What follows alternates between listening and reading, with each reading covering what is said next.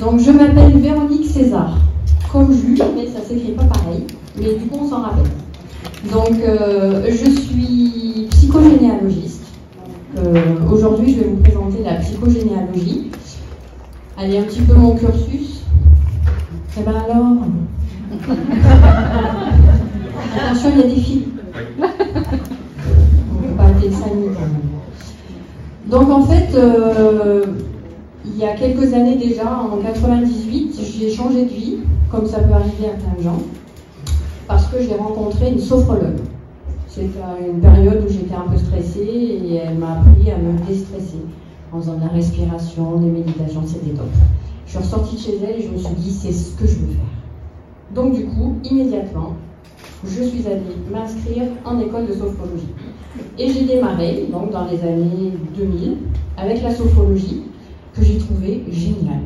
On apprenait aux gens à gérer leurs émotions.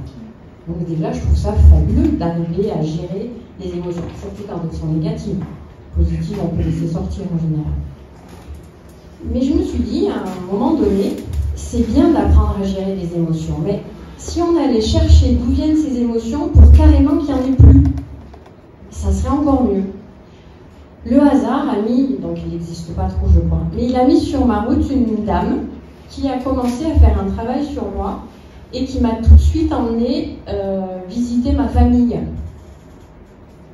C'est toute une histoire la famille. Mais j'ai bien compris qu'en fait il y avait plein de choses qui venaient de cette famille. Alors comme j'ai toujours tendance à le dire, et ça va être marqué un peu plus loin, la famille c'est un merveilleux cadeau, mais ça peut être un merveilleux fardeau aussi. Voilà. Donc, mais par contre, on peut transformer un fardeau en cadeau, ça c'est tout à fait possible. Et du coup, donc, la psychogénéalogie, eh ben, je suis tombée dans la marmite, et c'est devenu une passion. C'est vraiment quelque chose, un outil que je trouve fabuleux. Et je suis ici pour vous en parler. Donc, j'ai eu un cabinet pendant des années. J'ai un peu bourlingué. J'ai eu un cabinet pendant plus de 15 ans à Cannes. Après, je suis partie dans l'Aveyron à Millau. Et maintenant, je suis à côté de Narbonne. Et depuis 3 ans, je n'ai plus de cabinet parce que depuis 2007, je forme des personnes. J'ai décidé de transmettre. J'avais vraiment très envie de transmettre. Et je forme des personnes qui font ce beau métier de psychogénéalogiste et qui, eux, font des séances aux personnes qui en ont besoin. Donc, je vous en parlerai tout à l'heure. La psychogénéalogie, qui connaît? Levez la main. Donc, en fait, c'est vrai que c'est quelque chose... Alors, psycho, on dit, ouais, il y a de la psychologie, généalogie, il y a de la généalogie, mais en fait, on ne sait pas trop ce que c'est. La psychogénéalogie, c'est un mélange de psychologie, donc en fait c'est aller comprendre les fonctionnements, et généalogie de la famille. Alors, ce qu'on travaille le plus fréquemment, c'est comprendre les traumatismes familiaux et leurs répercussions sur la descendance. Parce qu'en fait, tous autant qu'on est, on a une famille, et tous autant qu'on est, on a des valises. Alors parfois les valises sont pas trop lourdes, et parfois c'est des cantines, hein, parce que là on est possible.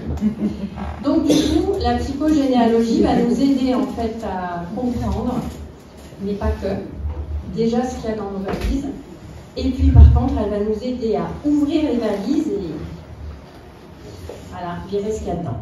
Mais par contre il y a plein de choses bien, et la première chose sur laquelle je voudrais revenir, c'est que de notre famille, il ne faut jamais oublier que nous en portons des choses extraordinaires. C'est-à-dire toutes les familles, même si vous êtes en colère contre certaines personnes de votre famille, même si vous pensez que cette famille, elle vous a apporté des trucs pas sympas, eh bien, je vous invite à réfléchir sur tout ce qu'elle a pu vous apporter de chouette. Parce qu'en fait, il y a aussi plein de choses belles qu'on ne voit pas. Vous savez, l'être humain, il voit d'abord, par essence même, le négatif. Donc effectivement, je vais voir ce qui ne va pas, mais j'en oublie parfois de regarder ce qui va bien. Donc je vous invite aussi à regarder ce qui va bien, parce que dans votre vie, allez, je ne peux pas croire que tout va mal. Donc du coup, il y a plein de choses qui vont bien, et puis ces choses viennent aussi de la famille. Donc il faut aussi y penser, et puis ça aide aussi à pouvoir comprendre ce qui se passe dans cette famille. Et la deuxième chose, sur laquelle en fait je reviens fréquemment, c'est que chacun fait ce qu'il peut avec ce qu'il a. La psychogénéalogie, c'est quelque chose qui va aider en fait à faire la paix avec sa famille, parce qu'on va se rendre compte qu'en fait dans notre famille, même les gens qu'on pense mauvais ou qui nous ont fait des crasses ou des trucs pas sympas, et bien en fait très souvent, c'est comme s'ils n'avaient pas pu faire autrement. C'est-à-dire qu'ils ont vécu des choses. Et puis parfois, on fait ce qu'on peut avec ce qu'on a et on essaye de se dépatouiller au mieux possible. Et parfois, c'est pas si simple que ça. Et donc, moi, très souvent, j'ai des gens qui sont venus en cabinet en me disant « Non, mais ma famille, c'est bon, quoi.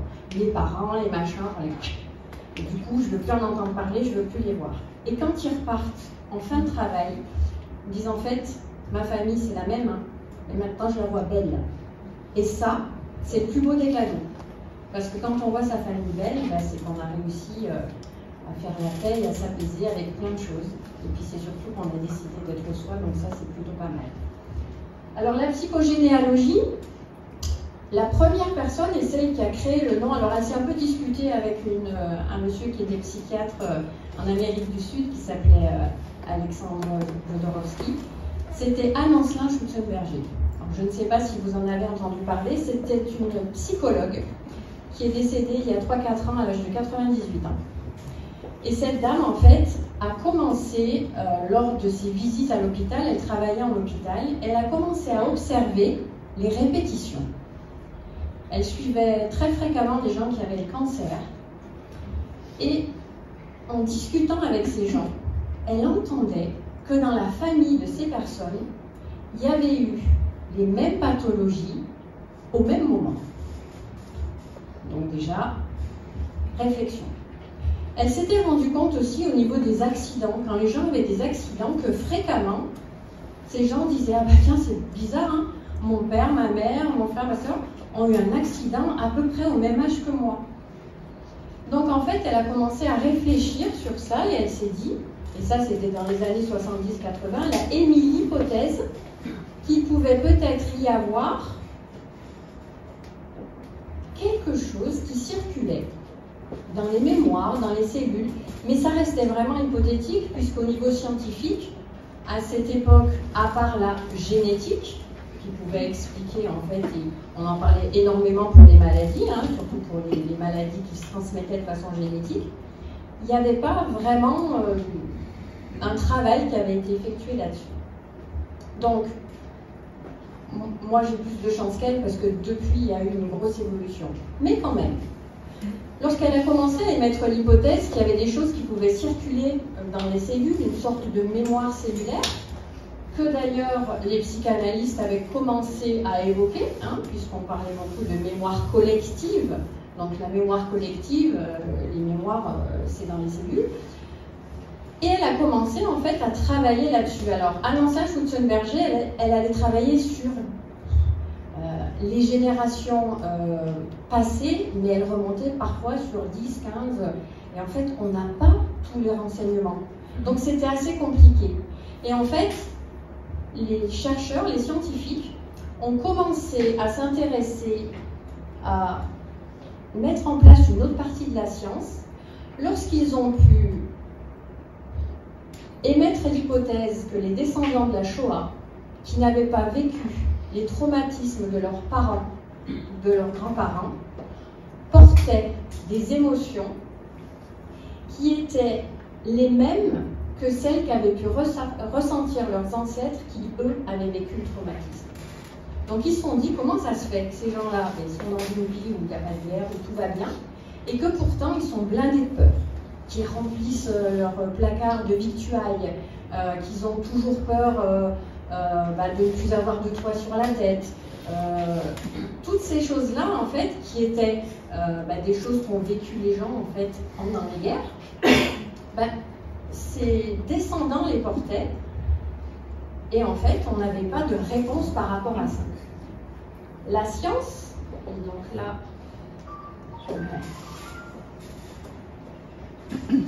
ce qui m'intéresse en fait, moi, c'est de pouvoir expliquer aux personnes qui viennent me voir que il y a quelque chose dans la psychogénéalogie qui est explicable. Alors, ça ne veut pas dire que je n'ai pas une grande ouverture d'esprit à tout ce qui ne l'est pas, parce que, effectivement, je pense que dans ce monde, il y a aussi plein de choses qui sont dans le ressenti et pas forcément explicables. Mais moi, en tout cas, j'ai choisi de pouvoir expliquer les choses aux personnes que je rencontre.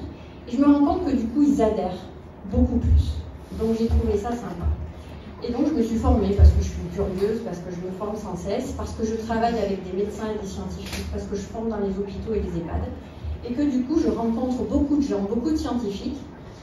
Et en fait, j'ai étudié l'épigénétique. Alors, je ne suis pas du tout scientifique, hein, je ne vais pas vous faire un cours, je ne suis pas... Voilà. Mais par contre, je connais les bribes et en tout cas, je connais ce qui m'intéresse par rapport à ce métier-là. Et en fait, donc, il y a une branche dédiée spécialisée de la science qui s'appelle l'épigénétique, qui a commencé à travailler justement sur ses descendants de traumatismes, de gens qui avaient vécu des guerres, puisque bon, on est quand même dans un pays où on a passé 2 grosses guerres, donc on pouvait travailler sur les descendants. Et puis, ils se sont rendus compte aussi, parce qu'il faut savoir qu'au niveau de la science, quand on naît, on a ce qu'on appelle un génome. Le génome, c'est notre ADN. Donc dans l'ADN, il y a des gènes. Dans les gènes, il y a des cellules. Et en fait, pendant très longtemps, les scientifiques pensaient que nous naissions avec un génome et que nous mourrions avec le même génome. Mais que nous avions tous un génome différent. Sauf les jumeaux monozygotes. Ceux qui sont dans le même œuf, eux, ils naissent tous les deux. Alors, tous les 3, tous les 4, il y en a plusieurs, mais bon, c'est plus souvent 2. Avec, en fait, exactement le même génome. Et en fait, ils se sont rendus compte, bizarrement, que parfois, il y a des jumeaux monozygotes qui évoluent de façon différente, physiquement, moralement, émotionnellement. Et là, ils se sont dit, bah, c'est bizarre, s'ils ont le même génome, pourquoi ils évoluent différemment? Donc, ils ont commencé à analyser le génome des jumeaux monozygotes à la naissance, et ils les ont suivis. Et ils se sont rendus compte, en fait, aux surprises, que les gènes pouvaient évoluer. Il y a depuis quelques années maintenant de nombreux scientifiques qui font des recherches donc, sur les gènes et qui ont prouvé, parce que du coup, je peux dire, Amantia Schutzenberger n'a pas eu de chance, elle était dans l'hypothèse. Nous, aujourd'hui, on a des preuves. Notamment, il y a une dame qui s'appelle Ariane Jacopino, qui est médecin au CHU de Genève, elle est généticienne. Elle a prouvé que lorsqu'une personne vit un traumatisme, qu'elle n'arrive pas à dépasser. Alors, dépasser un traumatisme, c'est pouvoir en parler sans rien que ça fasse, c'est-à-dire être, allez, je ne vais pas utiliser le mot, mais être guéri du traumatisme. C'est-à-dire, j'ai vécu ça, ça m'a fait du mal, mais c'est bon, c'est dépassé. Mais il y a des choses qu'on ne peut pas dépasser, qui restent en nous, en fait, comme des blessures. Eh bien, on s'est rendu compte qu'il y a parfois des personnes qui vivent des traumatismes, et ces personnes ont une évolution d'un ou plusieurs gènes. Comme s'il y avait, elle explique ça, comme s'il y avait une cicatrice qui se posait sur un gène. Elle a surtout expliqué que cette même cicatrice, on la retrouve sur au moins 3 générations. Donc ça veut dire aujourd'hui que scientifiquement parlant, on sait que pendant 3 générations, on peut porter des valises qui ne nous appartiennent pas. En général, ce n'est pas le traumatisme qu'on porte. Ce sont ces répercussions émotionnelles. Parce qu'en fait, ce qu'on vit quand on vit un traumatisme, ce qui se passe en nous, c'est la réponse émotionnelle. J'ai eu peur, je suis en colère, je suis triste, c'est une injustice, la honte. Toutes ces choses-là, eh bien, on peut trouver de génération en génération des fonctionnements émotionnels que les gens ne peuvent souvent pas expliquer. Moi, combien de fois j'ai entendu, je ne sais pas, je suis toujours en colère, mais je ne sais pas pourquoi, je n'ai pas de raison d'être en colère. Des fois, j'ai des accès de tristesse, mais pourtant, je ne suis pas triste. Et ça, il y en a des wagons.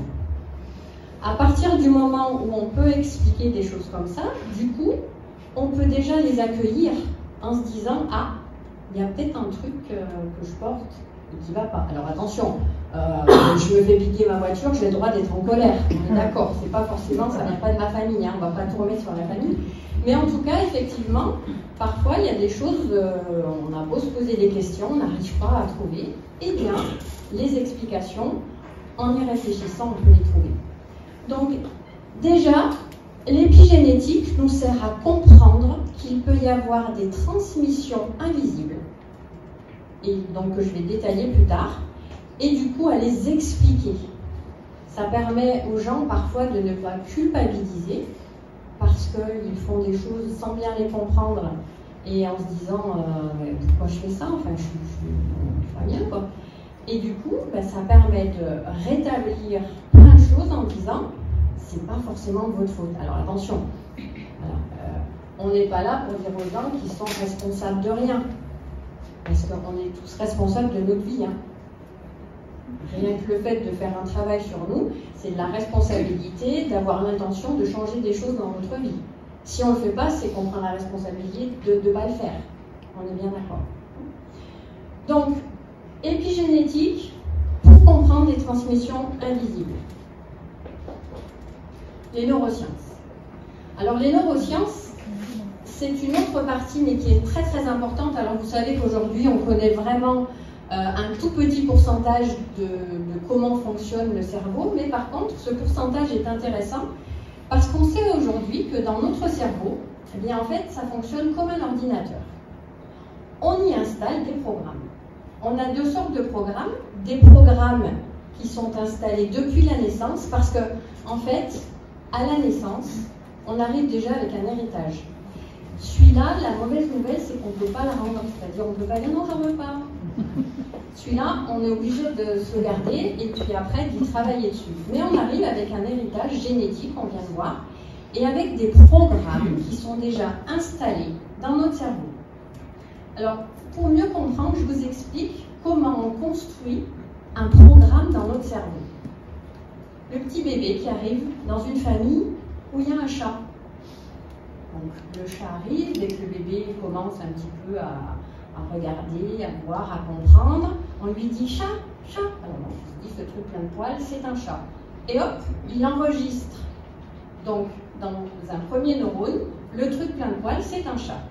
Donc là, on lui prend sa petite main et on lui fait caresser les poils du chat. Regarde, le chat, c'est doux. Donc, hop, deuxième neurone. Le truc plein de poils qui est un chat, c'est doux. Et on continue. Oh, regarde le chat qui est plein de poils et qui est doux. Ça fait un peu blague, ça. Mais ça finit bien en général. Il fait miaou. Donc lui, chat, plein de poils, qui est doux, miaou. Donc en fait, tout ça, ça s'enregistre dans son cerveau. Et là, suivant les chats, il y en a des forts sympathiques qui viennent l'échouiller là, avec la petite langue râpeuse. Il trouve ça très très drôle, le petit bébé. Et du coup, il se dit, mais le chat qui a plein de poils, machin, c'est rigolo ce qu'il fait, ça chatouille, c'est génial. Et c'est un petit enfant qui va grandir si ce chat vient l'échouiller, s'il le caresse, etc. En se disant, les chats, c'est génial. C'est génial. Les chats sont géniaux. Je vais le dire. Mais on a des chats qui ne sont pas très sympathiques. On les aime quand même, ceux-là, mais ils ne sont pas très sympathiques. Et le petit bébé à qui on a expliqué le chat, qui à un moment donné, parce que le chat est un peu jaloux, et que le chat va lui donner un coup de griffe, et que le petit va avoir mal, peur, et qu'il va se mettre à pleurer, et si ça se répète, et ben c'est le petit garçon ou la petite fille qui a 3-4 ans, il va voir un chat, et il va se mettre dans les jupes de sa maman. Parce qu'il aura construit un schéma neuronal que le chat, qui a des poils, qui fait miaou, etc., est pas sympa du tout. Et en fait, je vous l'explique avec le petit garçon, la petite fille et le chat, mais ça arrive pour n'importe quoi. Je suis une femme, je rencontre un mec, il me plante, il me trompe, etc. C'est ancré dans mon schéma neuronal. C'est tous les mêmes. Hein. C'est tous les mêmes. Donc du coup, pour changer ça, c'est pas si évident que ça. C'est très très facile. Un schéma neuronal se construit avec des répétitions ou avec un choc émotionnel. Voilà. Je peux par exemple, allez, pour la première fois, je vais dans cette boîte de nuit, je me fais attaquer par quelqu'un, j'ai très peur, etc. C'est plus mien. Je ne vais plus dans les boîtes de nuit. Et ça peut être une seule fois. Hein? Donc en fait, on peut ancrer des conditionnements, des programmes. C'est vraiment comme un ordinateur en fait. Hein. Par contre, il y a une super nouvelle. C'est qu'en fait, dans notre cerveau, il y a ce qu'on appelle la neuroplasticité. Bon, c'est un mot un peu barbare. Sauf qu'en fait, la bonne nouvelle, c'est que si ça se programme dans un sens, ça peut se déprogrammer dans l'autre. Et ça, c'est encore un des atouts de la psychogénéalogie. enfants, mais moi j'ai le Saint Graal, hein, je peux vous dire que ça va être top. Donc franchement, entre l'épigénétique, on comprend qui on est, ce qu'on fait, comment on fonctionne lorsqu'on va analyser la famille, on va y aller. Et puis, eh bien, la programmation et la déprogrammation, franchement, on comprend aujourd'hui que si on ne va pas bien, il y a quand même des solutions. Alors je ne dis pas que c'est de la magie, mais je dis que c'est très efficace et que si on travaille en plus les résistances, parce qu'on a tous des résistances, on peut vraiment, vraiment réussir à déprogrammer des fonctionnements qui sont pour nous négatifs, qui nous bloquent, qui nous procurent du mal-être, et reprogrammer des fonctionnements, ça va, ça tape un peu, et reprogrammer des fonctionnements qui nous sont propres. Le but de la psychogénéalogie, c'est se défaire des fonctionnements familiaux qui nous procurent et nous provoquent des blocages, du mal-être, et surtout en reprogrammer qui nous appartiennent et qui correspondent vraiment à ce qu'on veut être, à ce qu'on veut faire. Parce qu'on s'aperçoit qu'en fait la famille c'est un truc génial, sauf qu'en fait on est beaucoup guidé par notre famille et inconsciemment on porte des programmes qu'on ne remet jamais en question. C'est juste une évidence de fonctionner comme ça dans cette famille. Voilà, on doit aller à la messe tous les dimanches, et ben on va à la messe tous les dimanches. On doit tous les dimanches recevoir papa et maman pour manger à la maison, on reçoit, alors c'est parce que dans cette famille ça se fait. Moi je me rappelle d'une dame qui est venue me voir, elle était super pas bien, c'est pas très français mais c'est compris, parce qu'elle me dit comme ça, ma mère est veuve, donc j'ai perdu mon père, et ma mère est venue me voir en me disant mais c'est bon, je vais pouvoir venir habiter chez toi. Alors là en plus elle venait de se réinstaller avec son nouveau copain, donc elle me dit voilà. Et donc elle a commencé à dire à sa maman, bah, tu sais, non. Elle me dit comment ça? Moi, ma mère, eh ben, elle a accueilli sa mère, ma grand-mère a accueilli sa mère, mon arrière-grand-mère, et ça depuis X générations. Donc c'est comme ça, tu dois m'accueillir, maintenant je suis toute seule. Du coup, cette dame, elle culpabilisait un maximum en se disant ouais, je comprends, mais j'ai pas du tout. Hein. Voilà. Du coup, il a fallu casser un peu. Bon, je vous rassure, sa mère n'est pas venue habiter chez elle, et voilà. Mais n'empêche que tout le monde n'était pas bien. Voilà, parce que bah, la mère, pour elle, c'était juste une évidence. C'est-à-dire, on ne se pose même pas la question. C'est comme ça. Et la fille, elle, bon, elle n'était pas tout à fait d'accord. Hein. Donc, on peut expliquer les programmes installés, les schémas familiaux répétitifs, parce qu'on s'aperçoit que dans les familles, il y a des choses qui se répètent de génération en génération. Alors, des fois, c'est des trucs chouettes, hein. On se dit, ah, ça, c'est génial. Il y a des fois. Alors, juste déjà un petit truc. Est-ce que vous savez que le cerveau ne connaît pas le négatif? Je ne veux pas ressembler à ma mère. Le cerveau, lui, il entend d'abord l'action. Ressembler, mère. Mais en fait, il est d'accord. Mais oui, tu vas ressembler à ta mère. Ah oui, si. Voilà. Après, le ne pas arrive, mais c'est trop tard. Hein. C'est déjà installé au niveau du cerveau. Donc, en fait, toujours partir du positif, je veux être différente de ma mère. Ça mérite de la réflexion, mais rappelez-vous-en. Parce que, mine de rien, on rigole là, mais moi j'ai des gens, je me rappelle d'une dame qui a, alors peut-être que je me trompe, mais elle s'est répétée depuis son enfance, je ne peux pas imaginer de ne pas vivre sans enfant, un truc comme ça. Et elle arrive, elle me dit, j'arrive pas à avoir un enfant. Donc on essaye, on a fait des examens, machin. Et puis en fait, je lui dis, est-ce qu'il y a des choses que vous répétez? Parce que, en fait, quand on commence à poser la question aux gens, en disant, est-ce qu'il y a une phrase que vous répétez souvent? Ah bah oui, hein, depuis que je suis petite, Et là, je l'écris sur un tableau et j'enlève tous les ne pas. Et je lui dis, ben voilà ce que votre cerveau entend depuis des années. Et en gros, c'était qu'elle ne voulait pas ou qu'elle ne pouvait pas avoir d'enfant. Ah mais ça a été... Alors ça paraît simple comme ça, mais le fait de faire un boulot là-dessus, de déprogrammer, 6 mois après, elle est enceinte. Alors, attention, je n'ai pas dit que toutes les femmes qui viennent voir qu'elles n'arrivaient pas à avoir d'enfants, elles en avaient. Voilà. Mais n'empêche que, voilà, il y a des exemples comme ça qui nous montrent aussi que la programmation de notre cerveau peut créer chez nous des blocages qui peuvent être des blocages à vie. Hein, donc ça, c'est super important. Donc, on va travailler sur les schémas familiaux répétitifs.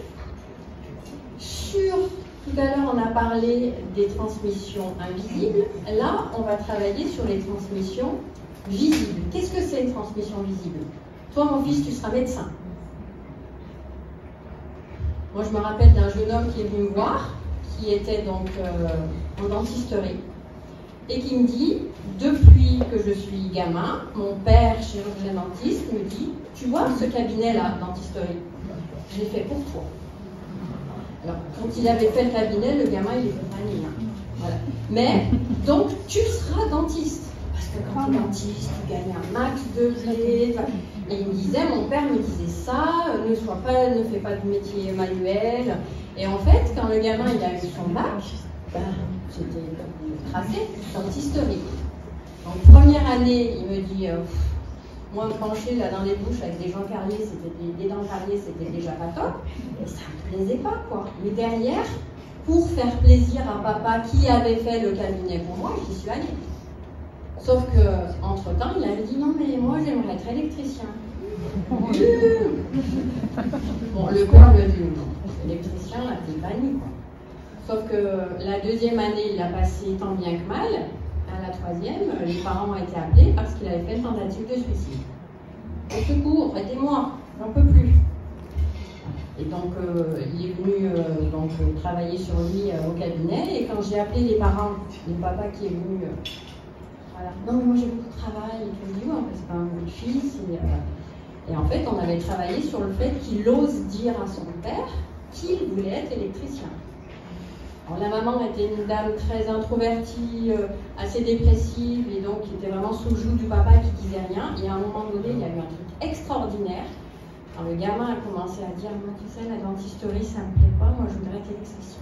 Le père, il s'est mis tout droit sur la chaise, non mais tu plaisantes, alors vraiment, il est parti dans la vulgarité, c'est une petite merde. Et tout à coup, la maman qui était recroquevillée sur son siège s'est levée. Elle s'est positionnée devant son mari. Et elle lui a dit, à partir de maintenant, tu le laisseras faire ce qu'il a envie de faire. Alors, tu veux quoi? Tu veux l'enterrer? Et en fait, ça a fait un déclic au papa, et qui lui a dit, si tu veux faire électricien, tu le feras. Et le gamin, aujourd'hui, il est un super électricien, qui peut gagner autant d'argent que certains médecins, et qui est super heureux dans sa vie. Mais comme quoi, parfois, et je suis certain que dans l'Assemblée, il y a des gens qui ont peut-être fait un métier, en tout cas au départ de leur vie, ou suivi des études qui correspondaient à ce que papa et maman voulaient. Parce que des fois, on n'a pas le choix. Hein. Voilà. C'est un secrétaire parce que le secrétaire, il a du boulot partout. Voilà, tu sois infirmière parce qu'infirmière, on aura toujours du travail. Aujourd'hui, notre besoin de sécurité est tellement important que du coup, on a envie de caser nos gamins. Quoi. On se dit au moins, c'est bon. Si en plus ils sont fonctionnaires, c'est top, le cœur m'occuper si j'ai bien une chose comme ça. Sauf que du coup, c'est quand même pas bon. Donc toutes ces choses-là, parce que quand les gens viennent nous voir, je ne suis pas nous, hein, je ne suis pas une bande de jeunes à moi tout seul, mais quand les gens viennent me voir, c'est très souvent, c'est que je fais un boulot, je ne sais pas pourquoi je le fais. Ça ne me plaît pas, mais je ne suis pas capable de faire autre chose. Et puis dans cette famille, franchement, on ne peut pas trop faire ce qu'on veut, sinon on est mis de côté. Parce que la famille, ça a quand même une grosse et lourde emprise sur chaque personne. Donc c'est super important. Et puis on va travailler également sur les traumatismes de vie. Alors on travaille évidemment sur la famille, mais comme on est capable de déprogrammer des conditionnements, il y a des personnes qui auront subi des traumatismes de vie, des accidents, des choses dont elles n'arrivent pas à dépasser. Et on va les aider aussi à déprogrammer et à reprogrammer. Je pense aux agressions sexuelles, à des choses comme ça, en fait, qui sont souvent difficiles. Et en fait, on peut faire un travail, parce qu'il y a des gens qui me disent, mais moi, je passe mes journées, ma vie à penser à ça, et du coup, j'ai plus de place pour faire entrer autre chose. Mais du coup, on va aussi aider à travailler là-dessus. Donc, en fait, le panel de travail au niveau de la psychogénéalogie, il est quand même assez large. Bon, comment ça fonctionne maintenant? Parce que, évidemment, je vous parle de la psychogénéalogie, mais comment ça fonctionne? Ça, c'est moi. J'ai toujours rêvé d'être fantomètre, vous connaissez ceux de ma génération, je pense. Donc voilà, j'aurais rêvé d'être détective privé, ben je l'ai fait. Qu'est-ce qu'on fait? Les personnes qui viennent me voir, elles arrivent avec des symptômes. je vais pas bien, je suis malheureuse, je suis triste, j'en ai marre, je suis fatiguée, enfin, voilà, j'ai des boutons. Ce sont des symptômes. Ben parce qu'en fait, c'est un exemple dont je vais vous parler. Ces symptômes, en fait, sont un indice. Allez, cette jeune femme vient me voir en me disant, je viens vous voir parce que j'ai des boutons. Là, et dans le haut du dos, je suis allée voir des médecins, je suis allée voir des dizaines de personnes, je n'arrive pas à m'en défaire. On m'a dit, tiens, la psychogénéalogie peut-être, j'ai vu de la lumière, je suis rentrée. Et donc, elle venait pour ses boutons. Et là, je commence à lui poser des questions. Parce que le travail du psychogénéalogiste, c'est de poser des questions ciblées et ouvertes. On ne pose pas des questions dont la réponse est oui ou non, parce qu'on n'en sait pas mieux. Donc, moi, ce que je veux savoir, c'est pas comment faire partir les boutons, c'est qu'est-ce qu'il y a derrière ces boutons. Parce que forcément, si on a un symptôme, quel qu'il soit, physique, émotionnel, il y a quelque chose derrière. Le symptôme, il n'arrive pas pour rien, juste pour vous ennuyer. Il vient parce que votre corps est en train de dire « Ouh, il y a quelque chose qui ne va pas là, il faudrait peut-être que tu travailles dessus. » Et donc, je commence à poser des questions. C'est arrivé quand? Ah ben, j'avais tel âge. Très bien, et à tel âge, est-ce qu'il s'est passé quelque chose dans votre vie? Ah ben oui, je crois que c'est l'âge où mon frère est parti. D'accord, il est parti où? Moi.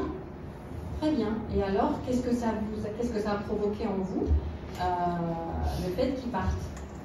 Donc là, je vois déjà les yeux qui commencent un petit peu à... Alors, je vous la fais courte, je vous raccourcis un petit peu, hein, je ne suis pas aussi directe, d'ailleurs, on n'a pas non plus 3 heures. Je suis capable, 3 heures. Après, on va essayer. Et là, elle me dit, en fait, je me suis sentie abandonnée et ça a provoqué chez moi une énorme tristesse. Alors, pour ceux qui font un petit peu de médecine chinoise, les poumons, en fait, au niveau de la médecine chinoise, ça correspond à l'émotion tristesse. Et effectivement, alors évidemment, je fais le lien dans ma petite tête, mais je ne dis pas tout de suite. Et quand même, parce qu'il est important pour moi de voir s'il n'y a pas une répercussion familiale, on commence à monter l'arbre. On va dire, pas à monter l'arbre, à monter à l'arbre. Hein.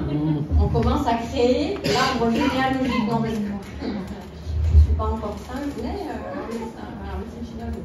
Donc, du coup, on commence, et là, elle me dit, en montant l'arbre, que sa mère, donc elle avait 15 ans quand son frère est parti très très loin, à 20 000 km.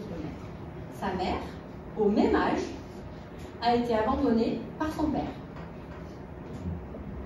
Voilà. Et sa mère a vécu une grosse tristesse parce que la mère de sa mère lui interdisait de voir son père. Donc, elle me dit, ma mère m'a toujours dit qu'elle s'était sentie abandonnée par son père parce que mes parents s'étaient séparés, ils avaient divorcé. Moi, j'y étais pour rien, mais on m'a interdit de voir mon père. Donc déjà... Et je me rends compte en allant plus loin que la mère de sa mère a perdu son père à 15 ans pendant la guerre. Il est parti à la guerre, il est pas revenu. Et en fait, on a fait un travail là-dessus, c'est-à-dire que ce qui est fabuleux, exceptionnel, mais terrible à la fois, c'est qu'on est capable, de façon totalement inconsciente, de recréer des situations qui vont nous remettre dans le même fonctionnement émotionnel que des gens de notre génération et qui l'ont vécu en fait aussi. Et effectivement, cette petite jeune femme, quand on a commencé à travailler sur le détachement de l'histoire familiale, sur le fait que ce qui était arrivé à sa mère, sa grand-mère, ça ne lui appartenait pas, qu'elle pouvait peut-être vivre différemment ce qui s'était passé, parce qu'effectivement, son frère était parti, mais c'était pour les études, c'était pour sa vie. Elle avait été nullement abandonnée de son frère. D'ailleurs, ce qui était fabuleux, c'est que même chaque fois qu'il l'appelait, parce qu'il désirait l'appeler souvent, elle ne prenait pas le téléphone. C'est-à-dire qu'elle restait enfermée dans son... Ah ben, de toute façon, il ne s'occupe pas de moi, il m'a abandonnée. Alors qu'en fait, il lui téléphonait tous les 4 matins et que c'était elle qui refusait de le faire. Donc voilà, il y a des choses comme ça qu'on retrouve et des schémas répétitifs en fait, et qui font que du coup la personne va arriver avec un symptôme, en général on ne va pas travailler sur ce symptôme même, parce que moi, je ne sais pas comment faire pour faire partir les boutons, c'est-à-dire que je n'ai pas le produit miracle. Par contre, je vais aller chercher ce qu'il y a derrière tout ça. Et c'est en allant chercher ce qu'il y a derrière tout ça que 6 mois après, elle n'avait plus de boutons. Donc ça, c'est pareil. Moi, je trouve ça magique, alors c'est pas de la magie. Mais quand je vois des choses comme ça, c'est génial, parce qu'on se dit qu'effectivement derrière, notre corps, qu'est-ce qu'il peut nous envoyer comme info? Voilà. Et si on les écoute, et bien parfois, et souvent même, on peut vraiment avancer, on peut vraiment changer les choses. Et ça, c'est super important. Alors, détective privé, on commence à faire. Qu'est-ce qui se passe pendant une séance de psychogénéalogie? Bien entendu, on va poser ces questions. Ciblées et ouvertes. Pourquoi? Parce que les gens, ils ont tendance un peu à nous balader. Mais inconsciemment. C'est-à-dire que nous, êtres humains, on ne veut pas souffrir. Donc même si on sait ce qui fait mal, on n'y va pas. Voilà, parce que peut-être qu'on va encore plus souffrir que ce qu'on souffre déjà. Mais en allant poser les bonnes questions, on va vraiment aller chercher ce qui est dans l'inconscient, on le ramène à la conscience et c'est là qu'on peut travailler. Quand la personne dit, allez, je prends des exemples de maladies. Bah, tiens, j'ai cette maladie, bon ok, c'est arrivé quand? Qu'est-ce qui est arrivé? Qu'est-ce qui s'est passé dans votre vie précédant la maladie, dans les 2 ans qui viennent de passer? Il s'est passé ça, qu'est-ce que ça vous a fait? Moi j'ai eu ci, je me suis sentie pas bien, très bien. Et il y a un moment donné, à force de poser des questions à la personne, elle va dire, mais si ça se trouve, c'est peut-être parce que j'ai vécu ça que je suis tombée malade. Et là, c'est banco. Parce qu'effectivement, il y a souvent un lien de cause à effet. Alors attention, je vous fais le truc rapide là. Ça demande parfois une séance, voire 2 pour arriver, parce que nous, on ne donne jamais la solution. C'est pas notre solution. Jamais je vais aller dire à une personne, mais tiens, j'ai compris que vous êtes malade parce qu'il vous est arrivé ça. Non, surtout pas. Pourquoi? Parce qu'il faut que la personne fasse le cheminement elle-même de l'inconscient à la conscience pour pouvoir, après sa prise de conscience, faire un travail. Dire à quelqu'un, faire un raccourci en lui disant « j'ai compris pourquoi tu n'es pas bien, je vais te donner la solution ». Mais en fait, c'est notre solution. Donc non. La personne qui est en face de nous, en fait, c'est elle qui a toutes les clés, mais elle ne le sait pas encore. Nous, en fait, nous sommes le serrurier, nous lui donnons les clés, elle nous ses portes. Ou pas. Parce que parfois, on n'ouvre pas les portes quand ça fait trop mal et on respecte. Pourquoi le génogramme est important? Parce qu'en fait, c'est notre famille. Construire l'arbre familial face à la personne, en général, je le fais sur un grand tableau, c'est déjà parfois un choc émotionnel. C'est marrant parce qu'on se dit, bah ouais, on ne pense pas ça. Quand on voit la famille en face, et surtout quand on commence à voir les liens, parce que mon boulot, en fait, c'est une fois que j'ai construit l'arbre, avec ce que la personne, alors, moi, en général, les gens qui arrivent, ils ont des renseignements sur leurs parents, leurs grands-parents la plupart du temps, et si leurs parents sont toujours vivants, ils peuvent leur donner des renseignements sur leurs parents. On a facile 4 générations. S'il y a des schémas et des fonctionnements répétitifs, on les a. Même si ça saute une génération, on les a. Donc ça suffit souvent amplement. On parlera après des gens qui n'ont aucune notion familiale parce qu'ils sont orphelins. On peut aussi travailler sur eux parce qu'ils portent déjà des blessures d'abandon, de manque de reconnaissance qui peuvent déjà générer des mal-être dans l'âme. Et donc, quelle est la première chose que l'on va inscrire dans un arbre généalogique? Ben, c'est la place. Vous êtes arrivé numéro combien? Alors en fait, on est arrivé numéro de ce qu'on nous a dit. Ben, moi, je suis le 2e. D'accord. Et là, la question, c'est vous êtes le 2e des vivants? Est-ce qu'il y en a eu avant le premier, entre le premier? Ben, parce qu'on n'en parle pas de ces choses-là. Et pourtant, c'est super important. Parce que la place est un élément fondamental de notre construction. Chaque grossesse conscientisée, même si elle n'est pas arrivée jusqu'au bout, compte pour une place. J'ai une dame qui vient me voir il y a quelques années, j'étais sur Millau, qui me dit, voilà, je viens vous voir, j'en peux plus, je suis en dépression, je ne me sens jamais à ma place nulle part. Je suis dans un groupe, je ne suis pas à ma place. Dans mon travail, je ne suis pas à ma place. D'ailleurs, j'ai du mal à trouver une place qui me correspond. J'ai redoublé je ne sais combien de fois. J'entends place, place, place, place, place. Et là, on monte l'arbre. Vous êtes à quel numéro? Ben, je suis l'aîné. D'accord. Est-ce que vous savez si, avant vous, j'en sais rien, ma mère me l'aurait dit? Bah ouais, je sais pas. Ok, donc j'ai une petite sœur derrière, mais elle me dit qu'est-ce que j'aurais rêvé d'avoir un frère, un grand frère. J'aurais adoré avoir un grand frère. D'ailleurs, tous mes potes, ils sont un peu plus âgés que moi et j'ai grand pour mes grands frères. C'est juste génial. Je lui dis, vous pourriez juste poser la question à votre mère? Alors, on n'a pas toujours la réponse. Voilà. Par contre, j'ai un petit truc. Au lieu de dire je fais de la psychogénéalogie et ça serait bien, donc ça fait peur. Hein. La famille, je dis psycho, on va me dire que je suis responsable de tout pas d'un truc, donc il vaut mieux pas. Non. En fait, j'ai décidé de construire l'arbre généalogique. Ça, tout le monde en parle. Je veux dire, c'est le truc classique.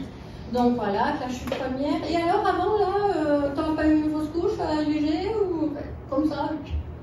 Et là, sa mère lui dit pourquoi il me pose cette question? Comme ça, parce que c'est important de mettre. Et là, elle voit sa mère qui pâlit et lui dit il y aura un truc que tu m'aurais caché. Et en fait, sa mère lui explique, parce qu'elle lui dit bah, maintenant t'en as trop dit ou pas assez. Et sa mère lui dit qu'en fait, à 6 mois de grossesse, elle a perdu un petit garçon.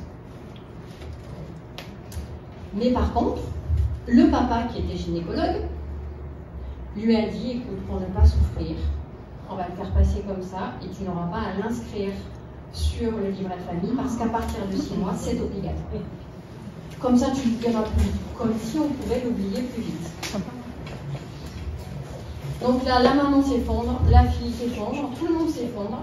Mais là, par contre, le truc qui arrive, c'est mais je ne suis pas la première. Ah non, enfin si, tu es la première, mais il est vivant. Et là, ça a été mais quasiment immédiat. C'est-à-dire qu'en fait, elle a retrouvé sa mère. Et alors, c'est comme si, alors je vais utiliser le terme réaligné, en fait, tout s'est réaligné dans sa vie. C'est-à-dire qu'elle a enfin trouvé sa place. Elle était à sa place avec les amis, elle était à sa place au boulot, elle a trouvé une place qui lui a convenu. Et en fait, rien qu'avec ça, on n'a même pas eu besoin de faire un travail. C'est-à-dire qu'en fait, ça a été du direct. Et ça, c'est un truc qui est fabuleux. Et en fait, les problématiques de place sont hyper fréquentes. Voilà, les enfants qui... Alors, il y a des indices hein, pour ça. Les enfants qui redoublent tout le temps. Alors, les gens, on les entend, les gens qui disent « Non, mais moi, je ne me sens pas du tout sur ma place. » Place. Tous ces mots sont des indices. Donc, moi, je note toujours les indices. C'est super important. Donc, la place, important. Les prénoms. Alors, les prénoms ont une importance. Alors, non seulement parce qu'ils ont une symbolique, il y a des prénoms qui signifient quelque chose, mais il y a des prénoms qu'on retrouve aussi plein de fois sur l'arbre généalogique. Et ça, c'est important. Une dame vient me voir, elle s'appelait Alice, elle s'appelle toujours d'ailleurs, et elle me dit, si je ne veux pas la faire mourir prématurément, et elle me dit, en fait, je suis maîtresse d'école, et elle me dit, quand je suis avec mes élèves, et à un moment donné, j'ai un truc, ça fait le tournis là, et je me pose des questions, mais qui suis-je, d'où je viens, qu'est-ce que je fais là? Alors bon, elle avait des gamins de tout petit. Ouais, enfin, je me suis dit quand même, voilà. Elle me dit non, mais je fais mon boulot, hein, je reste. Mais bon. Et elle me dit, je ne comprends pas pourquoi je me pose toutes ces questions. Et là, je commence à monter l'arbre. Donc, elle s'appelait Alice en deuxième et troisième prénom, d'autres prénoms. Sa mère s'appelait Marie en deuxième prénom, Alice, etc. Sa grand-mère s'appelait Alice et en deuxième et troisième prénom, d'autres. L'arrière-grand-mère s'appelait Alice. Et en fait, il y avait des Alice partout. Et elle n'avait pas de renseignements sur au-dessus de l'arrière-grand-mère. Et je lui dis, vous avez des renseignements sur cette arrière-grand-mère? Elle me dit, oui, oui. Elle a été déposée dans un couffin devant un couvent de bonne sœur. D'accord. Et je lui dis, allez, on va se mettre dans la peau de cette Alice-là, qui grandit, alors qu'elle a été déposée dans un couffin. Quelles sont les questions qu'elle peut se poser, Alice? Et là, elle me dit, ben, qui suis-je, d'où je viens, qui sont... Et en fait, ce qui était fabuleux, c'est qu'elle savait d'où elle venait, elle connaissait ses parents, enfin, elle avait les réponses à toutes ces questions, mais elle était prise à chaque fois d'un vertige, mais vraiment réel. Hein, j'en montre, c'est vraiment parce qu'en fin de compte, elle était dans la répétition de ce qu'avait vécu son arrière, enfin, un truc comme ça, grand-mère. Et le problème, en fait, c'est que cette répétition de prénoms, souvent, elle est là pour ne pas oublier quelqu'un qui l'a peut-être été. Et cette première Alice qui arrivait, qui avait juste son prénom là, sur le petit bracelet, et bien en fait, on s'est dit, ben Alice, on ne sait pas d'où elle vient. Par contre, toutes les Alice qui vont venir, là, on va bien savoir d'où elles viennent. Donc en fait, derrière chaque prénom, il y a une explication et c'est hyper fréquent. Alors après, il y a des livres sur la symbolique des prénoms. Alors attention à la symbolique.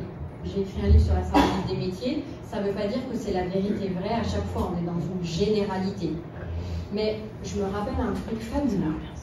Je vous raconte des histoires, mais en général, c'est ce qu'on retient le mieux. J'étais en formation, je faisais aussi des formations de massage, de réflexologie plantaire, et j'avais une dame qui, le premier jour, se présente et elle me dit, moi, c'est Geneviève. Je dis, Geneviève quoi? Et elle me dit, en fait, je m'appelle Geneviève, mais je déteste mon prénom. Et du coup, je veux qu'on m'appelle Geneviève. Déjà, Geneviève. Négatif, ok. Et là, donc, Geneviève. Et j'avais un petit livre d'une dame qui s'appelle Paula del Castillo et qui est sur la symbolique des prénoms, mais plutôt historique. Et on était en train de déjeuner un midi, et Geneviève prend le livre, elle regarde à Geneviève, sans qu'on s'en rende compte, et tout à coup, j'entends « Ah !» Donc elle hurle. On était 6 ou 7, elle hurle. Elle se met à pleurer et disait « Je le savais, je le savais, je le savais !»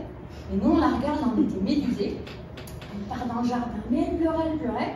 Donc j'y vais, je mets un quart d'heure pour l'aider à se calmer. Elle rentre. Je lui dis « Mais tu veux en parler ?» Elle me dit « Oui, je le savais. » Je lui dis « Tu savais quoi ?» Elle me dit « En fait, je savais que ce prénom, il ne m'appartenait pas. » Alors je lui dis « Tu nous expliques ?» Elle me dit « Oui, mon père avait une sœur qui est décédée d'un accident de voiture à l'âge de 17 ans. Dans cette famille, il y avait la sœur et 3 garçons. La maman a beaucoup souffert, évidemment, pour tous les parents, et elle a dit à ses fils, les garçons, la première fille qui arrivera dans cette famille s'appellera Geneviève, le prénom de votre sœur. Évidemment, c'était elle. Et en fait, dans le livre de Paula del Castillo, elle ouvre, elle s'était marquée Geneviève sera sûrement le prénom d'une jeune femme décédée, parce que vraiment, c'est écrit ça. Hein. Donc là, évidemment, prise de conscience, mais énormissime. Donc elle a compris en fait pourquoi elle rejetait ce prénom. Mais le truc fou, c'était que chaque fois qu'elle allait chez sa grand-mère, elle couchait dans la chambre de Geneviève, dans le lit de Geneviève. Elle avait les poupées, tout de Geneviève. Et en fait, la grand-mère l'appelait ma petite fille. Ma petite fille, il y avait fille hein, quand même. Hein. Donc effectivement, il y a parfois une espèce de... j'ai mon programme de Geneviève, mais je porte aussi le programme de Geneviève parce qu'on me l'a demandé inconsciemment. C'est-à-dire qu'à elle, on ne lui avait pas demandé, on ne lui a pas dit « Toi, tu t'appelles Geneviève, tu es là pour remplacer ta tante ». Mais en fait, c'était les parents, enfin, la grand-mère qui avait demandé ça, c'était une injonction familiale qui a fait que par fidélité à la maman qui avait beaucoup souffert, on avait fait ça. Donc du coup, on a fait un travail pour qu'elle rende son histoire à Geneviève et elle a réinvesti son nom. Aujourd'hui, elle est plus Geneviève, elle est Geneviève. Mais en fait, elle s'est appropriée ce prénom, non pas pour porter celui de la tante disparue, mais... Et donc effectivement, cette jeune femme, elle n'était pas bien depuis des années. Elle rejetait en masse plein de choses. Et là, en fait, elle y a mis des mots dessus, elle a compris. Et, donc derrière des prénoms, c'est pas anodin. En fait, il n'y a rien d'anodin. Après, ça peut être chouette, on a des chouettes prénoms. Hein. Véronique, c'est la vérité niée, c'est celle qui l'ouvre grand et qui dit tout ce que les autres ne disent pas. Ouais. Donc s'il y a des Véroniques là, donc je vois un... Ok. En général, c'est des grandes gueules, mais c'est pour la bonne cause. Hein. Voilà. Ma mère m'a même dit un jour gentiment, parce qu'on partout tu vas, tu fous la merde. Bon, ça, je lui répète à chaque fois. Bon, elle voulait dire gentiment que je réglais des trucs, mais ouais, c'est toute la merde. Voilà. Hein, mon mari est là, il peut le confirmer. Bon, c'est toujours des petits mots doux qui font plaisir, quoi. Parfois, on va quelque part, je fous la merde. Alors, les dates. Parce que sur un arbre, en fait, il y a souvent des dates qui se répètent. Donc, on a la date de naissance, tiens, bizarrement, elle correspond à la date de décès de la grand-mère Lisette, là. Ah, puis là, tiens, ma date de conception correspond à la date de naissance de ma soeur ou de mon frère. Alors là, disons, je me suis mariée à la même date que mes parents, pas la même année, hein. Ah, c'est bizarre. Et donc là, effectivement, au niveau des dates, et je ne vous parle pas des gens qui ont les dates de décès le même jour et le même mois, mais pas de la même année dans une famille, qui est quelque chose de très très classique. Parce qu'effectivement, on n'arrive jamais par hasard.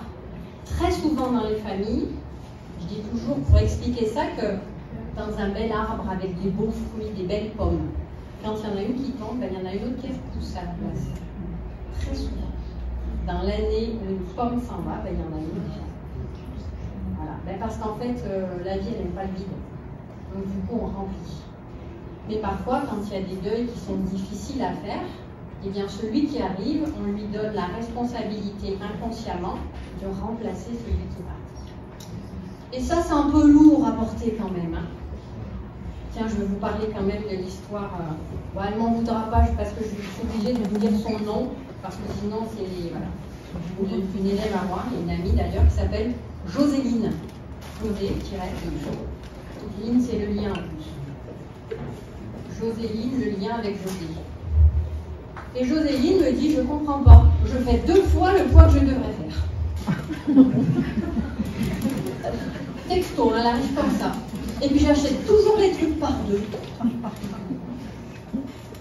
Et puis je fais des trucs de mec. J'ai toujours fait des métiers de garçon, des sports de garçon, des... D'accord, donc on commence à lui poser des questions. Et vous allez voir à quel point, en fait, elle savait les choses.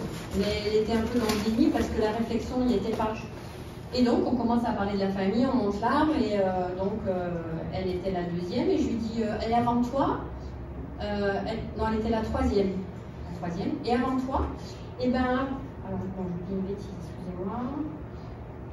Non, c'était la 3 sœurs avant elle, donc elle était, voilà, la 4e. Et elle me dit, en premier, nous avions, que des filles, elle me dit, en premier, nous avions un grand frère qui s'appelait Joseph. Voilà. Et Joseph, en fait, nous a quittés renversé à vélo, il a été renversé par une voiture. Et en fait, elle me dit, mais ça, je le sais, hein. Mes parents m'ont dit, on va faire un autre enfant, et pour nous rappeler notre fils, on va lui donner une partie de son prénom. Donc, en fait, on va l'appeler José.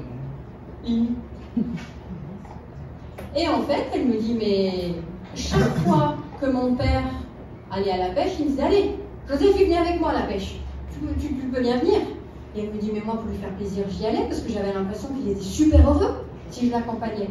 Allez, Joseph, il faisait de la boxe. Tu devrais faire de la boxe, tu verras, comme ça tu pourras te défendre si tu es attaqué.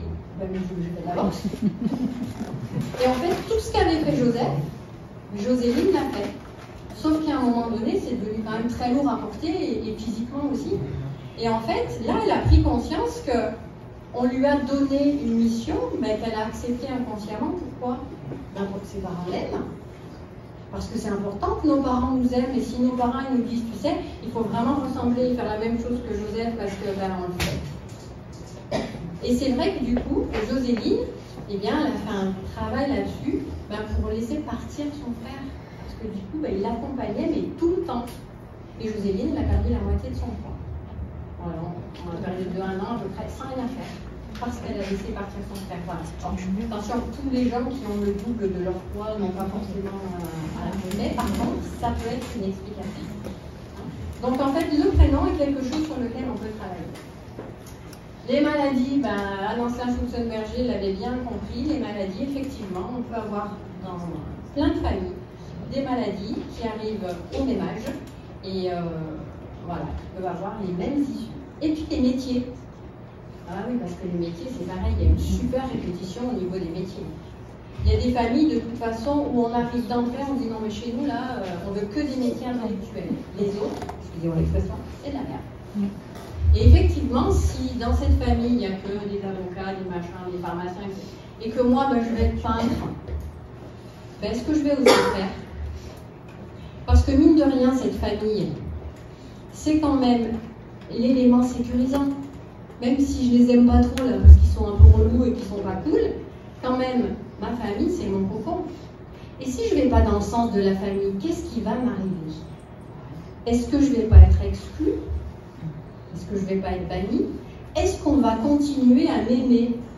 Est-ce qu'on va continuer à reconnaître que je fais bien partie de cette famille. Et du coup, il y a des gens qui arrivent et qui me disent, mais moi, dans ma vie, j'aurais rêvé de faire ça. Mais bon, chez nous, ça se fait pas. Chez vous qui? Oui, dans notre famille.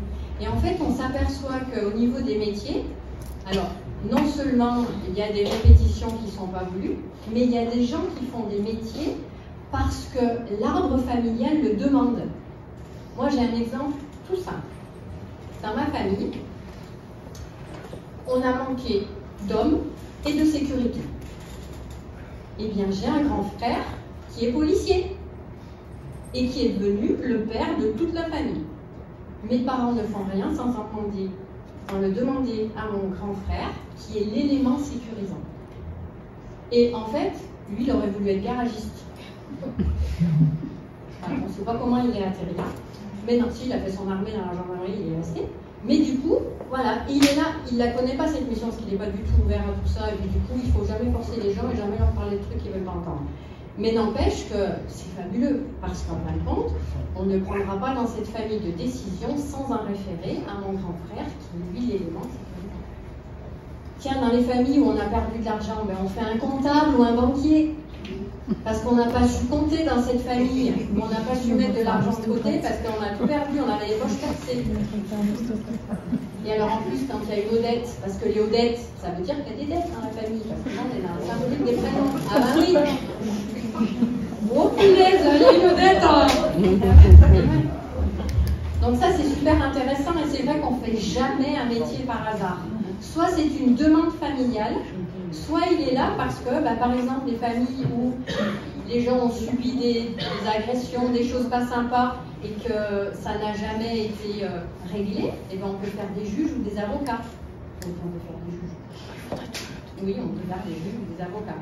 Et en fait, c'est que souvent dans la famille, il y a eu des choses qui n'ont pas été jugées ou réglées, des injustices, et du coup, pour régler tout ça, on fait un juge.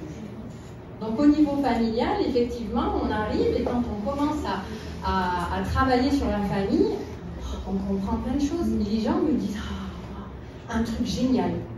Génial. Il y a un monsieur qui me dit, j'habitais à Millau dans l'Aveyron, et il n'était pas du tout venu pour ça. Et je lui dis, vous faites quoi comme métier? Il me dit, moi je suis éleveur de porc. Ok. Vous aimez ça? Il me dit, j'adore. Et je lui dis, il y avait des éleveurs de porc dans votre...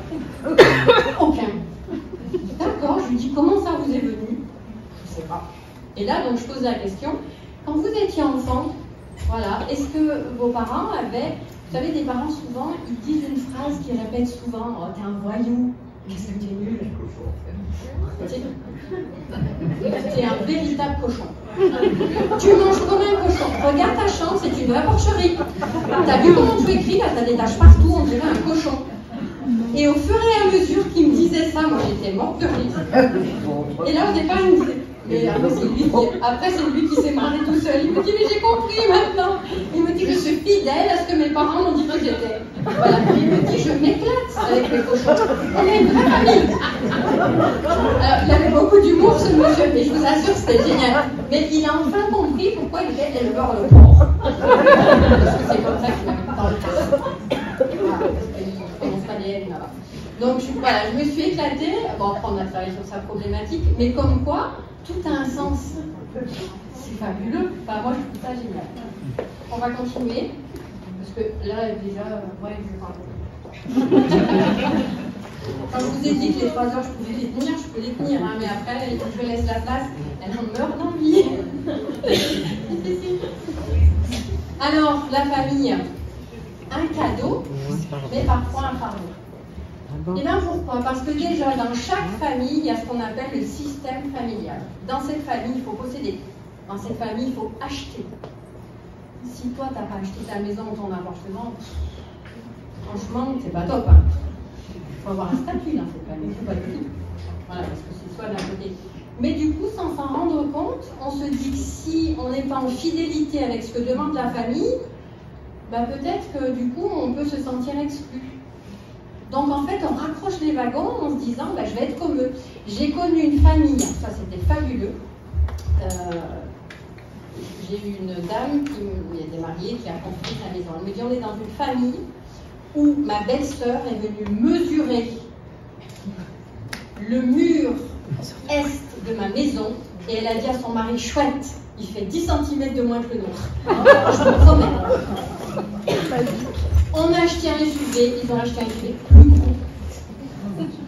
C'est des familles. Alors ça, c'est vraiment caractéristique, c'est pas chez tout le monde, mais ça nous montre vraiment à quel point il peut y avoir une compétition dans la famille pour qui aura le plus, voilà. C'est exceptionnel, hein, parce que les enchères, elles peuvent aller très très haut. Hein. Elle lui dit, oh, j'ai eu envie de dire à mon mari, tu peux pas agrandir un peu 10 cm, ça fait 12 cm. Voilà. Ça peut aller très très loin. Effectivement, il y a des systèmes familiaux, où vraiment, eh ben, on se sent presque obligé de... Alors, on se sent presque obligé et en plus, il y a des répétitions. Alors, je prends un truc que vous connaissez tous et toutes, parce que ça touche toutes les familles, c'est le sexe. Il y a des familles où les femmes, ça sert à rien. Il y a des familles où les hommes, de toute façon, on ne peut pas compter sur eux. Il y a des familles où il n'y a que les hommes qui comptent, ou que les femmes qui comptent. Et du coup, si on arrive en plus premier, parce qu'avant le premier devait être un garçon pour reprendre l'affaire familiale ou pour continuer donc le patriarcat de la famille, si on arrive dans cette famille et qu'on est une fille, je ne vous en parle même pas. Le manque de considération de la fille qui n'est pas attendue en fille ou du garçon qui n'est pas attendu en garçon, c'est terrible. Parce que qu'est-ce que... Bah, on a tous entendu, parce qu'on parle plus du garçon manqué que de la fille manquée. Parce que le garçon qui joue avec des voitures, avec des poupées, franchement, on ne va pas dire que c'est une fille manquée, on va plutôt être pas très sympa avec lui. La fille, bah, c'est un garçon manqué, elle monte aux arbres. Elle joue aux voitures, on se bat. C'est le garçon manqué. Et souvent, en fait, ces filles qui sont des garçons manqués, pourquoi elles le font? Et bien parce que papa ou maman, il voulait tellement un garçon, et là, elle est arrivée en fille, et ben en fait, pour faire plaisir à papa ou maman, on va ressembler, on va coller le plus possible au garçon espéré. Sauf que derrière tout ça, ben, du coup, on en oublie qui on est vraiment et sa personnalité. Et donc, il y a des familles comme ça, ou des familles patriarcales, matriarcales, des familles où il y a une considération d'un sexe et pas de l'autre, etc. Et c'est lourd à porter. Donc, dans toutes les familles, on peut retrouver des choses comme ça. Hein, je pense que ça vous parle tous. L'identité, oui, il y a des familles en fait où il faut... alors, il y a des familles où on ne se pose même pas la question, par exemple, il faut avoir des enfants. Voilà, et si possible, à tel âge. Donc il y a des jeunes, là, j'en ai une il n'y a pas longtemps, qui vient d'accoucher, elle me dit, je ne sais pas pourquoi j'ai fait un gamin à 25 ans. Je passe toutes mes nuits, on s'amuse. Je ne sais pas pourquoi. Ben, évidemment, sa soeur l'a fait à 25 ans, sa mère lui a eu à 25 ans. Tout le monde a commencé à avoir ses enfants à 25 ans. Donc du coup, ben, on ne se pose même pas la question, on tombe enceinte à 25 ans. Et puis après, bon, une fois que la petite est arrivée, c'est un peu compliqué de la jeter à la poubelle. Même si le titre n'a mis pas. Mais du coup, oui, parce que ça, je l'ai entendu. J'ai une jeune femme qui est arrivée, qui avait 30 ans, qui me dit, j'ai entendu toute mon enfance mon père qui rigolait beaucoup en disant, à la maternité, quand la sage-femme m'a dit, c'est une fille, je lui ai dit, bah, si c'est une fille, jetez-la à la poubelle. Et elle me dit, ça ne faisait rire que lui. Mais il l'a dit pendant des années. Et elle lui dit, bah, le manque de... Ah ouais, non, mais j'ai entendu pire. Hein. J'ai entendu pire. Des fois, je me dis toujours, ah mais non, mais là c'est bon, j'ai entendu le pire. Ben non, il y a toujours pire que pire. Voilà, alors ça sort tout ça quand on le dit, sauf que ça peut faire mal. Les conditionnements, les croyances. Alors en fait, nous sommes tous investis de croyances. Voilà. Les croyances, c'est le pire. Parce que la croyance, c'est ce qu'on ne remet pas en question. Dans cette famille, par exemple, on ne doit pas se marier avec un étranger. Alors on ne sait pas pourquoi. Et là, j'ai une femme qui arrive et qui me dit, voilà, je suis très très embêtée. Je suis allée en vacances au Maroc, j'ai rencontré un Marocain, je suis tombée dingue de lui. Voilà, il est beau, je l'aime, je l'adore, il est venu me voir, mais je ne peux pas envisager de le présenter à mon père. Il m'a dit, pas d'étranger et surtout, pas de maghrébin. Et elle me dit, mais du coup, j'ai une trouille pas possible. Parce que moi je l'aime ce garçon, et je ne veux pas le quitter, mais j'aime aussi mon père. Qu'est-ce que je fais? Ah ouais, parce que ça... Alors, l'idée c'est de se dire, alors, mais pourquoi votre père est raciste, il a fait la guerre de lui parce qu'on faisait des questions? Pas du tout. D'accord. Ah oui, parce que ça aurait pu être une explication. Et là, en fait, on commence à travailler sur sa famille, et il se trouve que pendant la Première Guerre mondiale, donc son arrière-grand-mère, a rencontré un étranger qui était, je ne sais plus, je crois même qu'il c'était un Américain. C'est ça, d'accord. Et bien en fin de compte, il lui a tout piqué. Voilà, elle s'est mariée avec lui et il lui a fait l'enfer, il était violent, il lui a tout volé, etc., etc. Et depuis, dans cette famille, c'est on ne se marie pas avec un étranger, il y a danger. Et du coup, en fait, elle portait une interdiction qu'elle ne pouvait à la base même pas expliquer. Il a fallu qu'elle aille se renseigner pour savoir si elle avait des précédents par rapport à ça. Et effectivement, en fait, c'était comme ça.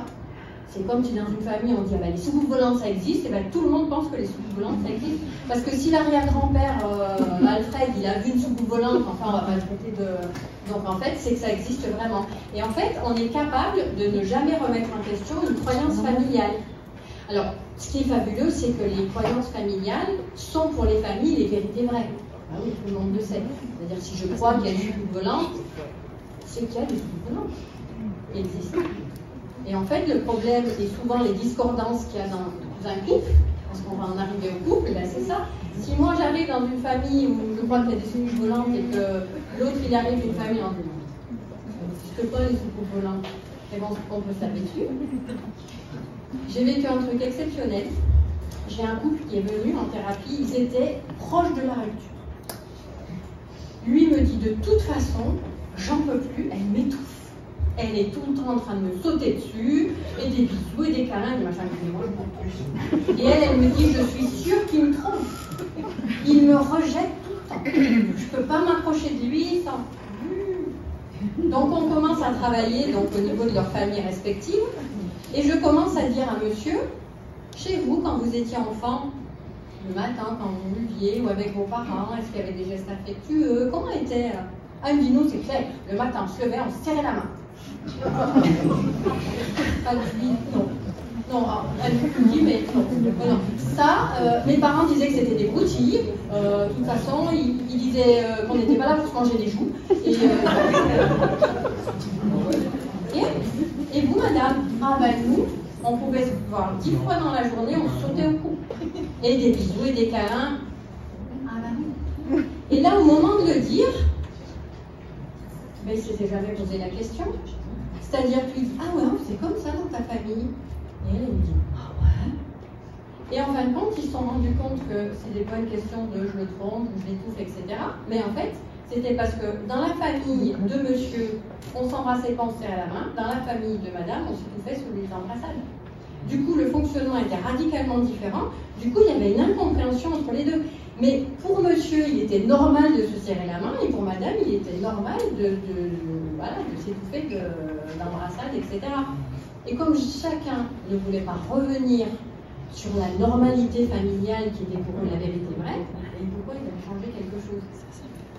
Donc ça, c'est un truc qui est rigolo, et qui a fait que du coup, à la fin, ils se sont quand même embrassés. Ils ne pas serrer la main. Et même à la fin, je lui dis, allez, on peut se faire la bise. Et donc, il m'a fait la bise. Mais du coup, effectivement, on arrive dans deux familles différentes, avec deux histoires différentes, avec des croyances et des conditionnements différents. Et du coup, c'est pas si simple que ça. Parce que si on n'est pas compatissant avec l'autre, et ben en fait, on peut rester campé chacun sur son conditionnement familial et ne pas permettre à l'autre de comprendre pourquoi on est comme ça, ou de ne pas ouvrir la porte en disant bah oui, je comprends que chez toi c'est comme ça, bah, chez moi c'est comme ça. Et si on trouvait notre juste milieu? Parce que c'est ça, et le travail de couple, en fait, souvent c'est ça. Parce que parfois il y a des couples qui s'entre-déchirent, mais souvent en fait c'est parce qu'il n'y en a pas un, il y a une fierté, un ego qui fait qu'on ne veut pas lâcher 1 centimètre de ce qui sont nos croyances et nos conditionnements. Donc ça en fait c'est difficile. On appelle, alors ce qu'il faut savoir, c'est qu'on se rend compte que quels que soient les fonctionnements familiaux, on a souvent deux fonctionnements répétitifs au niveau de la descendance. C'est soit on répète, c'est-à-dire, allez, mon père est dominateur, ma mère est soumise. Jusque-là, ça va. Enfin, ça va. On comprend. Je répète, c'est-à-dire que moi, je suis une femme, je prends un homme dominateur et je reste soumise. C'est un déséquilibre, mais en fait, qui est assez équilibré parce que au-dessus, ça fonctionne comme ça et je connais. Donc ça, je suis dans la répétition. Et ça, on peut le trouver sur plein de générations. Et il y a un moment donné, il y a une génération qui va réparer. On se dit chouette. Sauf que quand on répare aussi dans l'excès. C'est-à-dire que moi, si ma mère était soumise, mon père dominateur, je deviens la dominatrice. Et je prends un homme soumis. Donc du coup, effectivement, je répare, mais je répare encore dans l'excès. Et en fait, très souvent, dans les fonctionnements familiaux, soit on répare, soit on répète. Et dans les générations, c'est je répare, parce que c'est très rigolo. Et du coup, le problème, c'est que c'est toujours dans l'excès et qu'on va les aider, grâce à la psychogénéalogie, à trouver un équilibre. Parce que l'idéal dans un couple, en fait, c'est que les deux soient dans un respect mutuel qui est ni dominant ni dominé, on est bien d'accord. Mais quand on ne sait pas faire dans cette famille, quand on ne connaît que le fonctionnement de dominé à dominant, bah forcément, on ne sait pas faire différemment. Donc du coup, ça s'apprend. Et là, vous allez me dire, mais comment il fait pour faire changer les choses? Hop! On écoute son cœur. Ben oui, parce que tout autant qu'on est, en fait, on a des envies propres, c'est-à-dire notre cœur nous dicte des choses, mais notre cerveau, il n'est pas toujours d'accord, puisque notre cerveau, il est conditionné, en fait, par la famille, par tout ça, ça vous l'avez bien compris, et du coup, souvent, notre cerveau n'écoute pas notre cœur. La psychogénéalogie, en fait, c'est ça.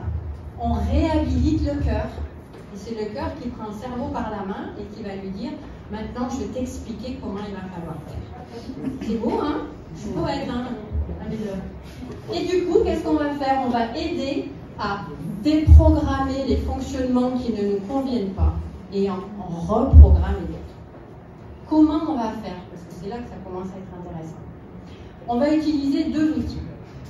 Comme on sait que notre cerveau peut programmer et déprogrammer, eh bien, on va utiliser des outils qui vont permettre de déprogrammer, de reprogrammer. Il y en a plusieurs.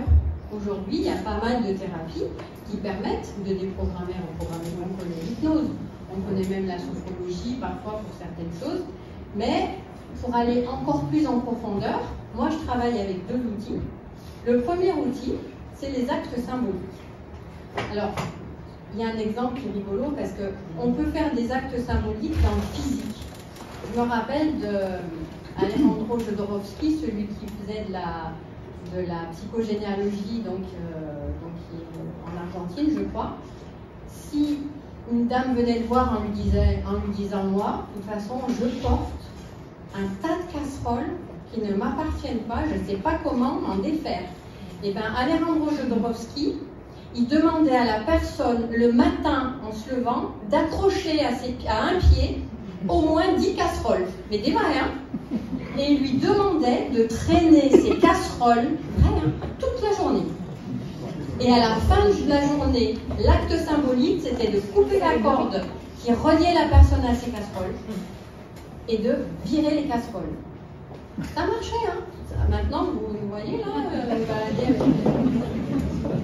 Donc il y a des trucs, voilà. Donc il y a des trucs qui sont sympathiques à faire, hein. Pour les enfants, voilà, on peut faire des actes symboliques, on peut faire des cordes, il y a plein de choses à faire. Le plus simple que j'ai trouvé et qui fonctionne divinement bien, alors parce que j'ai déjà essayé sur moi en fait, hein, je suis le premier cobaye. Quand ça a marché pour moi, je me suis dit ça doit marcher pour plein de monde. Donc du coup c'est top. L'acte symbolique, en fait, on fait un acte symbolique, et je vais vous expliquer ce que c'est, de déprogrammation et un acte symbolique de reprogrammation.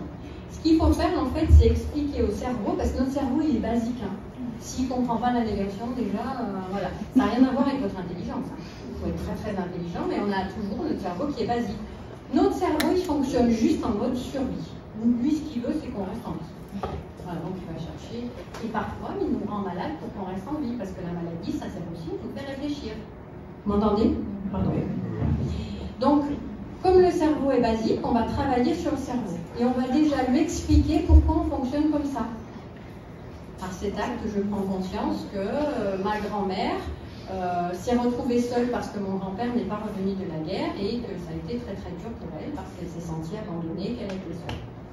Ben, ainsi, je me rends compte que moi j'ai l'impression que je ne peux pas compter sur l'homme, quel qu'il soit, parce que dans cette famille, en fait, l'homme a été absent.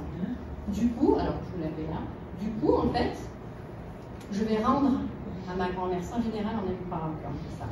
Je vais rendre l'histoire à ma grand-mère et je vais décider en fait de me créer la mienne. Pourquoi? Parce qu'on se rend compte en fait que nos fonctionnements viennent toujours des fonctionnements que quelqu'un a vécu et que moi j'ai pris et que j'ai collé à mon histoire. Du coup, j'ai beau l'aimer cette grand-mère, son histoire, c'est à elle qu'elle appartient, c'est pas à moi. Imaginez, vous vivez un traumatisme, quelque chose de pas sympa. Vous avez des enfants ou des petits-enfants. Est-ce que vous allez leur dire, tiens, regarde, je te colle ce que j'ai eu là, parce que tu verras, il n'y a pas de raison pour que moi j'ai eu ça et pas toi. Vous allez lui dire, surtout, faites différemment. Surtout, ne faites pas la même bêtise que j'ai faite, etc. Donc, quand je dis qu'il faut rendre à César, et je porte bien mon nom, merci mon mari, ce qui appartient à César, c'est exactement ça. C'est-à-dire, pourquoi nous, on porterait des fonctionnements, des traumatismes qui ne nous appartiennent pas. J'ai beau adorer les gens de ma famille, leur histoire, leur traumatisme, c'est les leurs. Donc en fait, je leur rends. Et ce qui est fabuleux, c'est que ça, le cerveau, il comprend. Donc, je fais un acte symbolique, alors ça paraît un peu bête comme ça, mais en plus, je complique le truc quand même. Parce que nous avons, dans notre cerveau, deux entités qui sont... Il y a le conscient et l'inconscient. Le conscient, c'est je suis là aujourd'hui, je suis en train de vous parler dans un micro, etc. Et l'inconscient, c'est qu'il y a 1h30, j'avais super mal au ventre et je ne sais pas pourquoi. Et en tout cas, c'est tout un symptôme. Le conscient, c'est la barrière de sécurité. Le conscient est la partie du cerveau qui refuse qu'on souffre. Donc, si on sent qu'il va y avoir une petite souffrance, etc., le conscient, il met les barrières. Si je suis là en train de dire ah mais non mais je ne veux plus vivre ça parce que le cerveau il ne va pas accepter que je change. Parce que si je change, ça veut dire que je vais aller farfouiller dans mon inconscient, aller voir, aller chercher ce qui me fait mal, et peut-être que si je vais chercher ce qui me fait mal, je vais avoir encore plus mal. Donc c'est très très difficile d'aller dans l'inconscient. L'inconscient c'est l'endroit en fait où on a nos mémoires, où on a toutes les mémoires de traumatisme. Et le conscient ne veut pas qu'on aille dans l'inconscient, parce qu'on va réveiller des choses pas sympas. Donc en fait, il y a plein de solutions aujourd'hui pour bluffer le conscient et aller dans l'inconscient. La sophrologie par la méditation, l'hypnose, puisque du coup, on met les gens en état modifié de conscience, c'est-à-dire qu'on va mettre la personne dans l'apaisement le plus total, la sécurité la plus totale pour que le conscient se dise c'est bon, je peux enfin me reposer. Et clac, les barrières, et nous on y va, on pénètre dans l'inconscient. Je ne sais pas si on fait avec douceur, hein, donc la méditation, moi je fais des méditations, déprogrammation, reprogrammation, donc qui permettent aux personnes en fait d'accéder à l'inconscient et d'aller travailler sur les schémas neuronaux, sur les programmes qui sont installés. Et les actes symboliques sont les actes écrits, alors je dis les actes parce qu'il y a toujours un acte de déprogrammation suivi d'un acte de reprogrammation dans lequel je vais donner l'ordre au cerveau de me faire comme j'ai envie d'être vraiment, pas comme mes parents ont voulu.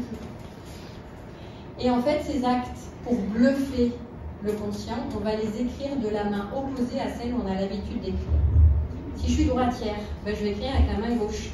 Parce que pendant que je réfléchis à chaque lettre, chaque mot, chaque phrase que j'écris, le conscient, il est tellement sur la réflexion de bien écrire qu'il lâche l'inconscient et que moi je peux y aller. Alors, ça paraît bizarre comme ça, mais je peux vous dire que ça fait plus de 15 ans que je bosse comme ça, mais ça marche.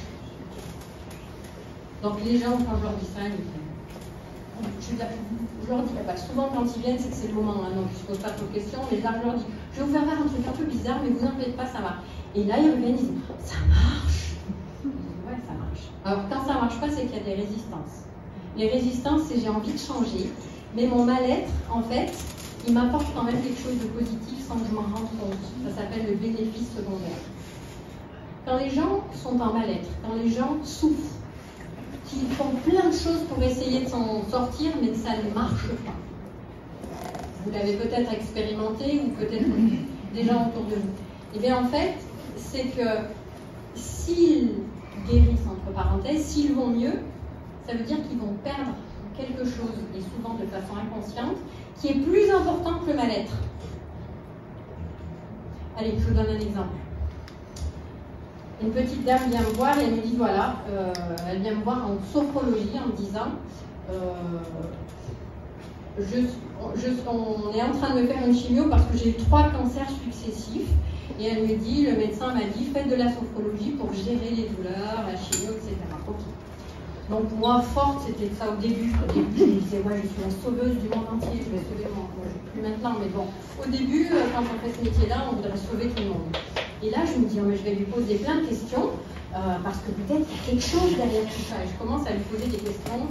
Et évidemment, elle prend conscience que, oui, quand elle est tombée malade, elle a vécu un gros traumatisme. Et puis tout d'un coup, elle s'arrête net. Et elle me dit, non, mais je vous vois venir là. Hein. Elle me dit, mais je ne veux pas guérir, moi.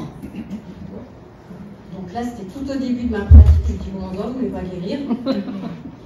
Elle me dit, non, ça ne m'intéresse pas. Je dis, là, il faut que vous m'expliquiez. Elle me dit, oui, que je vais vous expliquer. Elle me dit, je suis la 7e enfant de la famille. Je n'ai pas été voulue.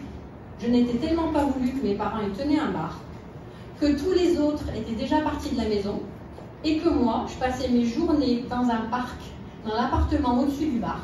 On venait me donner à manger, on me changeait les couches. Et en fait, elle me dit, j'ai grandi toute seule, je me suis faite toute seule. J'ai porté les vêtements de mes frères et sœurs, leurs jouets cassés. Et elle me dit, voilà, je me suis construite toute seule. Et elle me dit, depuis que je suis malade, tout le monde s'occupe de moi. Vous voulez pas que je lâche ça? C'est la première fois que j'ai compris le bénéfice secondaire. À l'époque, je n'avais pas les outils qu'il fallait, donc je l'ai accompagnée jusqu'au bout. Maintenant, j'aurais fait différemment. Mais bon, c'est parce qu'à l'époque, je ne devais pas l'accompagner différemment, je pense. Hein. Mais voilà, le bénéfice secondaire, c'est ça. C'est-à-dire, oui, je pourrais peut-être aller mieux, mais ce que j'en retire m'apporte tellement plus que du coup, j'y vais pas. Et ça, c'est une résistance qui est énorme, mais on a aussi les moyens de travailler sur la résistance.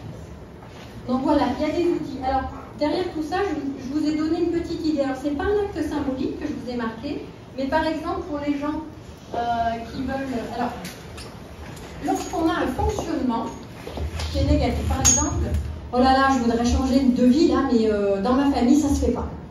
Demain, voilà, je voudrais être sophrologue, mais mes parents, ils ne veulent pas, ils disent que ce n'est pas un métier, etc. Et du coup, là, je me sens très très mal. Eh bien, pour arrêter le cerveau, il y a un seul mot qui marche, c'est stop. Stop est le seul mot qui vous permet de vous arrêter, quoi que vous soyez en train de faire. Arrête-toi, va plus lentement, etc. Non, ça ne marche pas. Par contre, stop.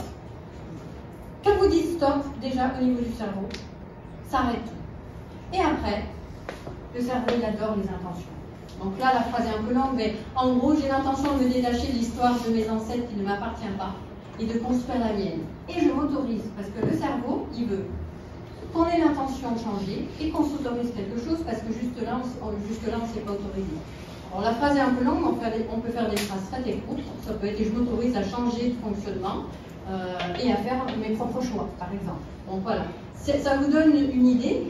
Et le cerveau, ce qu'il aime, c'est la répétition. Plus on répète, et plus ça s'intègre comme un conditionnement.